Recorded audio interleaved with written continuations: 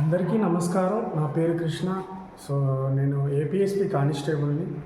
So ఈ video చేయడానికి main reason వచ్చేసిందంటే సైన్స్లో మిమ్మల్ని స్ట్రాంగ్గా చేయాలి, అదేవిధంగా సైన్స్లో మంచి స్కోర్ చేయడానికి నేను ఈ వీడియో చేస్తున్నాను. సో మీరు సైన్స్ అనేది వచ్చేసరికి చూసుకున్నట్లయితే మీరు ఎగ్జామ్కి యూజ్ అయ్యే సైన్స్ చదువుతున్నారా, లేకుంటే టైం వేస్ట్ చేసే సైన్స్ అనేది చదువుకుంటున్నారా అనేది ఒకసారి నేను చెప్తాను. సో అందులో అది ఆలోచించి మీరు ఎంత చదువుతున్నారు, సైన్స్ ఇకపై ఎలా చదవాలి, ఏ సైన్స్ చదివితే మనకు మంచి స్కోర్ వస్తుందనేది ఈ వీడియోలో మనం తెలుసుకుందాం.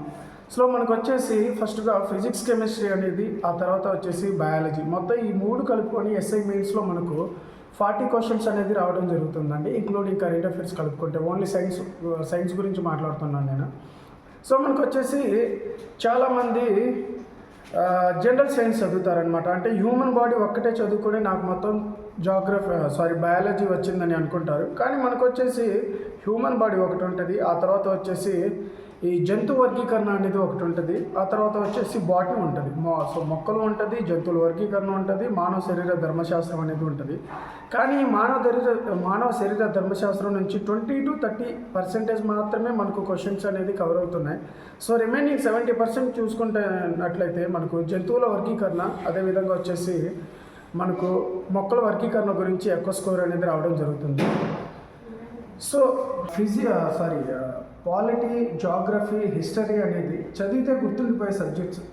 కానీ మనం సైన్స్ వచ్చేసరికి ఎలా అంటే మనం ఆలోచించి అనలైజ్ చేసి గుర్తుపెట్టుకుంటే సబ్జెక్టు. సో సైన్స్ అనేది మెయిన్స్లో కీ రోల్ చేస్తుంది. సో మనకు ఫిజిక్స్, అదేవిధంగా కెమిస్ట్రీ, అదేవిధంగా బయాలజీ చూసుకున్నట్లయితే ఫిజిక్స్, కెమిస్ట్రీలో మనకు ప్రాబ్లమ్స్ వస్తాయండి. మీరు ఒకసారి తీసుకొని గుర్తుపెట్టుకుంటేనే వాటికి మనం ఆన్సర్ అనేది ఇవ్వగలం. సో ఇదే మనకు ఒక జాబ్ అనేది డిసైడ్ అవ్వాలంటే సో ఖచ్చితంగా సైన్స్ అనేది కీ రోల్ చేయడం జరుగుతుందండి. సో లాస్ట్గా నేను ఏం చెప్పదలుచుకున్నానంటే సో మనకు 2016, 2018, 2023 చూసుకున్నట్లయితే మనకు ఏపీఎస్ఐ మెయిన్స్లో 40 క్వశ్చన్స్ అనేది రావడం జరిగిందండి. సో ఈ 40 క్వశ్చన్స్ అనేది మనకి ఎక్కడి నుంచి రావడం జరిగిందంటే ఓన్లీ ఇంటర్మీడియట్ టెక్స్ట్ బుక్స్ అండి. తెలుగు అకాడమీ మనకు ఇంటర్మీడియట్ కాలేజీలో బుక్స్ అనేది అవైలబుల్గా ఉంటాయి, ఫిజిక్స్, కెమిస్ట్రీ, బయాలజీ. సో ఈ 3 బుక్స్లో నుంచి మాత్రమే మన క్వశ్చన్స్ అనేది రావడం జరిగిందండి. బయట ఏ ఇన్స్టిట్యూట్ బుక్ కూడా కవర్ చేయలేదు, అదేవిధంగా బయట మార్కెట్లో దొరికే ఏ కలర్ బుక్ కూడా ఈ 40 క్వశ్చన్ అనేది ఆన్సర్ అనేది ఇవ్వలేకపోయింది, అంటే కవర్ చేయలేకపోయింది. అంటే సైన్స్ అనేది హ్యూమన్ బాడీ, అంటే మనం ఏం చేస్తాం, ఓన్లీ ఒక హ్యూమన్ బాడీ గురించి చదువుకొని సో ఖచ్చితంగా బయాలజీ వచ్చేసిందని ఒక అపోహతోటి మనం వెళ్ళిపోతాం. కానీ తీరా అక్కడికి వెళ్ళి చూస్తే అన్నీ డిఫరెంట్గా ఉంటాయండి.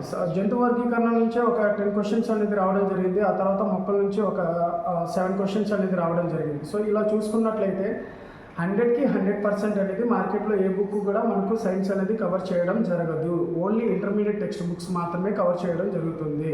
ఇది నేను చెప్పదలుచుకున్నది ఏంటంటే సో మీరు సైన్స్లో ఫస్ట్ నేను ఇంకొక వీడియో కూడా చేస్తానండి. సో ఏ బుక్ చదవాలి, మార్కెట్లో ఇంటర్మీడియట్ బుక్స్ని బేస్ చేసుకొని ఏ బుక్ ప్రజెంట్ అవైలబుల్గా ఉంది, మీరు సైన్స్లో ఎలా చదవాలి, ఎక్కడి నుంచి ఏ ఏరియా నుంచి ఎన్ని క్వశ్చన్స్ వచ్చాయి, ఏ ఏరియా చదువుకుంటే మనం మంచి స్కోర్ వస్తుందనేది నేను ఖచ్చితంగా ఇంకో వీడియో చెప్తాను.